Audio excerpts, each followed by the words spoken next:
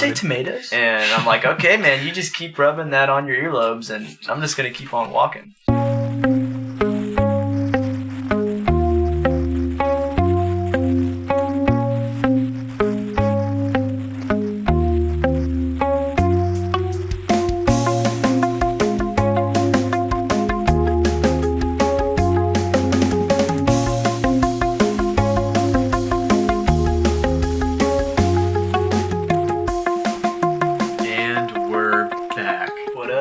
Bubba and the Buck, episode 4. It's good. Yes, sir. So we made a couple upgrades to our little set here. We did. A couple new features. Yeah. And it's just going to keep getting better. It really is. We're not stopping here. Nope. So. We got some nice stuff going on here, some nice chairs. Yeah. We wrestled with that shelf for about 30 minutes, but we got that up, and it's nice. Yeah. Cool. Yeah. Dude, the first thing that I really want to get into, and this might be bad. No. But there's something that's always bothered me. Okay. But I've never really had anywhere to let it out. This is your space, man. This is a safe space for you. I promise. I want to talk about filler words. We're on a podcast right now. We are. And I'm trying to be really conscious of not saying right, and like, and right. Right is okay, yeah, I think. Okay. I mean, in the right context. Sure. See what I did there? Yeah. But like, specifically like. Yeah. It's usable in some cases, but it's overused like heck. Mm. And like where? Well, on other podcasts, for example, I've been listening to a lot just for my own entertainment and just to see what everybody else is doing. Mm. And dude, sometimes when I'm listening, and not just in podcasts, but just people in real life too. Right. IRL. Can I just give you an example? Go ahead, please. Give me an example. This is what it sounds like. Yeah. So, I'm a person, and I'm just saying a story. Are you a male or female? Because I think that's important too, isn't it? Both genders are guilty of it. Okay. I mean, I do it sometimes, but I try my best not to. Okay. Okay, so here, you're male? I'm me. So you're a male. Well, okay. I'm a person who's a male. Okay. Who's telling a story. All right. And this is sometimes what I hear. Okay. Ready? Mm-hmm. And so like, or something, and like so, and something, right? And so like, or something. So, like, or something, and so, like, I was so, like, or something, like... And, like, this happened, and it was so like... So, like, or, like, something that I know what you're saying. Like, or something? So, something like, something, or, like, I don't know, something, like... Right. Or something. But it would be a real sentence. But that's all I hear. Right, that's all you hear. What I just said is all I hear. I'm just like, can you... Yeah, like what? I know what you're saying, man. I don't listen to a whole lot of podcasts. I kind of have like a small sphere. Podcasts. You know what I mean? Right. Right? But like, they're all like, my podcasts are very like... I know what you mean, though. That is frustrating. What other words do people use to fill in sentences and stuff? Just. Yeah. And, I mean, some filler words are okay. For me, it's speeches. When I hear somebody giving a speech. Yeah. And they say, like, or like, or, something like that. There's definitely a difference between a conversational English and a formal address. Yes. Sure. For sure. And, I mean, we're going to say filler words and stuff. We are. I'm going to try not to, as much as I can. Yeah, that's good. Me too. Do you notice it when you're like... when you're having a real conversation with someone close to you, like outside of a podcast or something? Yeah, definitely. Absolutely. Like with your wife. All the time. Or... Sarah sometimes does it. Which is your wife, yeah. Yeah, my wife, Sarah. Mm-hmm. She'll do it sometimes, but she's not the worst that I've heard by far. Yeah. Yeah, I had to get that off my chest. I hear you, man. That's good. Yeah. That's good to do that. So what you been up to lately? I've been working. I've been, training, working out as usual. I've been hanging out, enjoying the winter time. It's cold. It is cold, but I think it's not too cold for me, actually. Yeah. I kind of like it to be chilly. Mm-hmm. And when it gets, like, you have those random days here where it's like 70 degrees out, that bothers me a lot. Like when it gets up to 70 degrees in December. Yeah. I'm like, what is happening right now? You don't like that? I don't like it at all. I like it to be chilly. I say that, but then like I get in my car in the mornings, I'm just like, and like, cranking the heat as much as I can. But, yeah. You know what I mean? It's just like a seasonal thing. Yeah. Yeah. What have you been doing? Oh, same. You like the working? Cold? Oh, in terms of the coldness? I don't know. No. I would rather work in the hot than in the cold. Really? Mm-hmm. How? Okay. I'm trying to think of both extremes here. Yeah.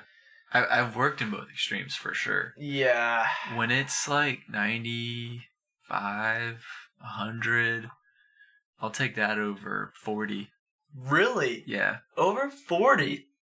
Definitely over 30. Right. I would take it over probably 28.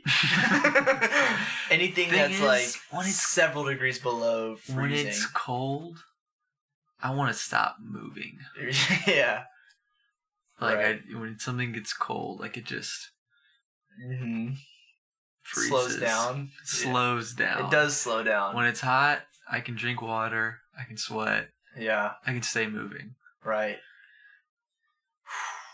Gosh, I just don't like the way I feel. I just don't like feeling like a swamp all day long. You know what I mean? I also have Raynaud's. You do. So, like, I'll lose circulation in my extremities. Yeah. Like, my fingers will just kind of, like, slowly go from red to white. Red to purple to white. And they'll look like little ghost fingers. And they'll be numb. Yeah. And that's called Raynaud's? I believe I'm saying it right. Hopefully I am. I think so. It only happens in your fingers? Or fingers and toes. Fingers and toes. Extremities. Yeah, outer extremities. I don't think I get that. I thought I used to, but then I realized like it only happened when it was like super cold, which I think is pretty normal. Yeah. But like it can happen like 50, 60 degrees even sometimes. Yeah, for you, which is like, wow, that's tough. You just gotta try to get blood flow to them. Yeah. Yeah. Yeah. I've heard that like a baby aspirin or tomatoes can help, but something about just thinning the blood. Did you say tomatoes? Yeah, something about thinning the blood.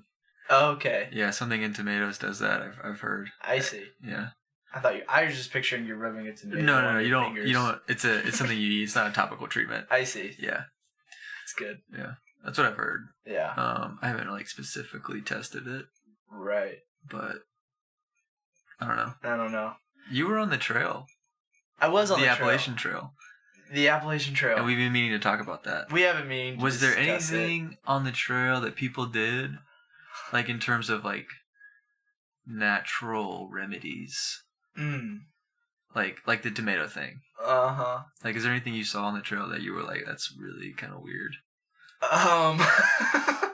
A lot of people smoke weed out there. Yeah, on the trail. That's a natural remedy, I guess.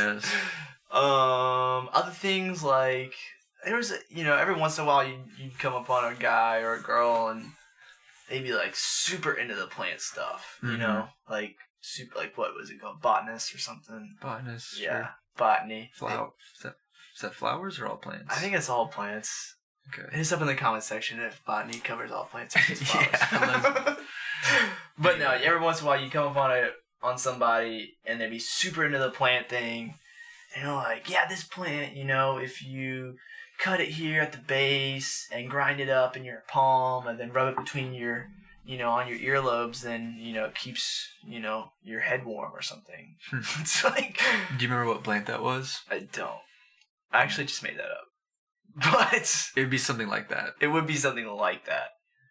And I'm like, okay, man, you just keep rubbing that on your earlobes and I'm just going to keep on walking. Just gotta rub it. Yeah.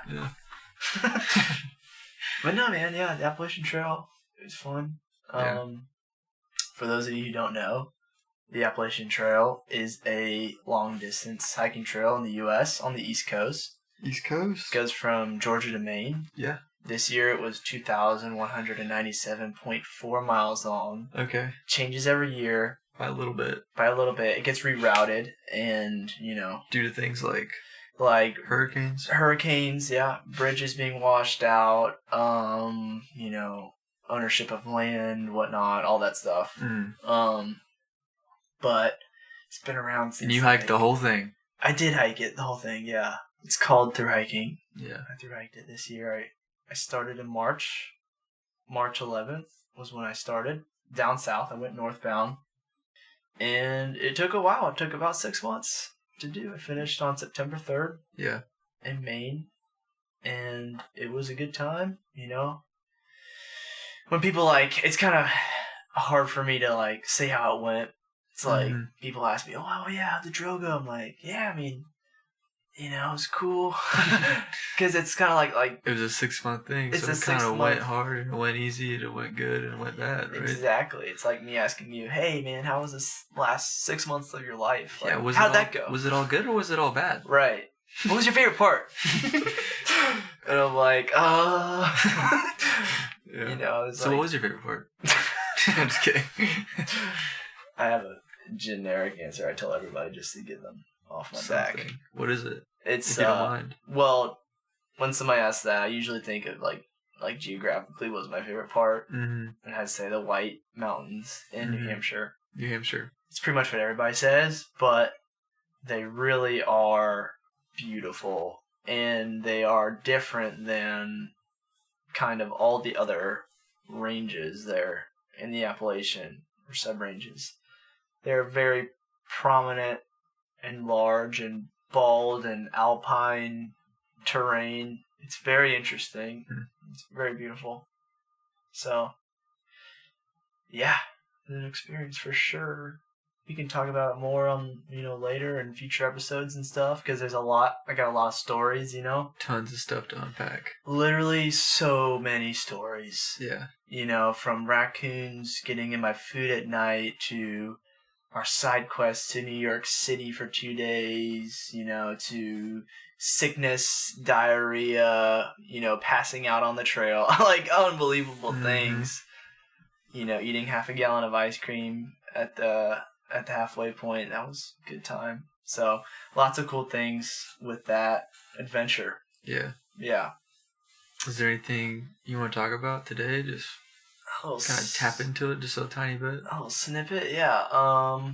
Trying to think of a prominent scenario or a prominent time here. Well, I did the trail. People also ask if I did it alone or not. I started alone, and then I met people very early on. Actually, the first day, technically. Or at least I saw them the first day. And it was a group of people. They started together, and I met them. And I was like, yeah, these guys are pretty fun, pretty cool, And the first week is so slow on the trail. I think for all Thru-Hikers, it's it just goes very slow. You're just getting used to it. And also, if you're smart, you're not trying to hike super long distances your first week. You're trying to ease into it. So usually 10 miles or less. And that's pretty much what I did. I knew I could handle more, but I just wanted to feel it out, and there was no reason to rush.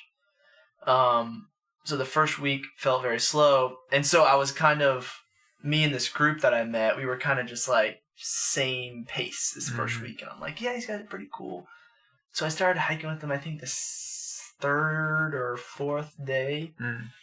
I was I remember we were at lunch at this big rock, and I got there, right next to a waterfall. I had lunch, and I packed up all my stuff, and I started hiking, and then I caught up to them. And they were like, you want to pass? And I was like, oh, just hike with y'all for a little bit, And so we started hiking together a little bit, and they were really nice, and, they were a fun group of people. What were their trail names? Their trail names were Doolittle and Gulp. They were a couple. Mm-hmm. They're probably, I don't really know how old they are. They're probably like our parents' age, roughly. Mm-hmm. Can you explain trail names real quick?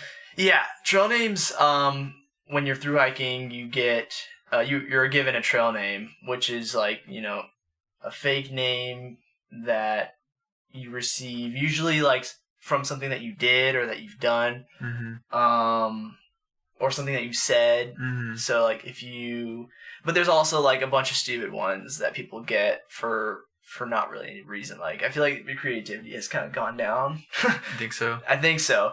Like there were so many silly ones. Like one was like Skittles, and it's like why is your name Skittles? It's like, oh, because I carried out Skittles from town. You know what I mean? Because I ate Skittles. Because I ate Skittles one time. And somebody said, oh, your name should be Skittles.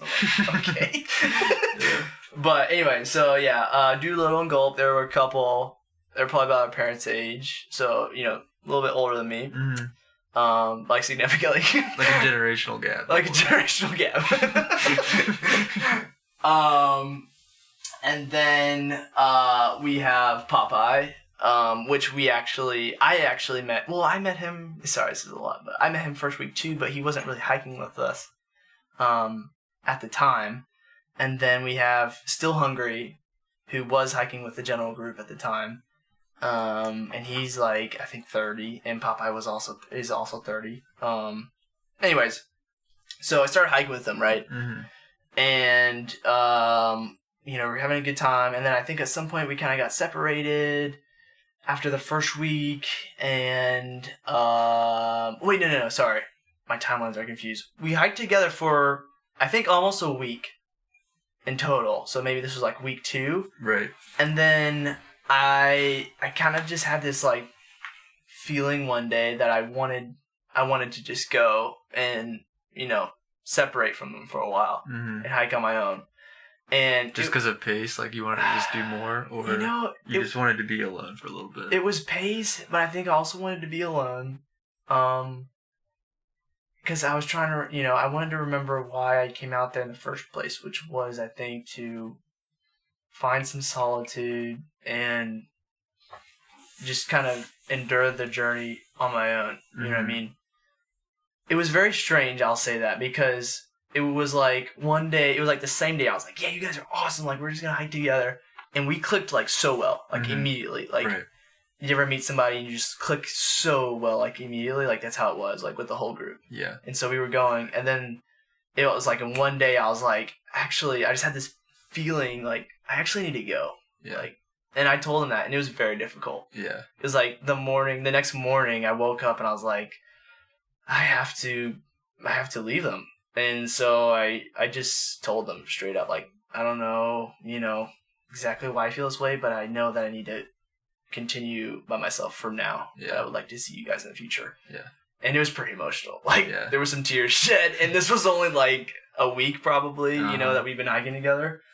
And it was wild, dude. That was the first time on the trail that I was just like hiking with tears in my eyes. Oof. And there was just like, I will never forget it, dude. There's like, I was hiking past the blazes and they're all blurry in my vision because I'm just sobbing on the trail. Oh, no.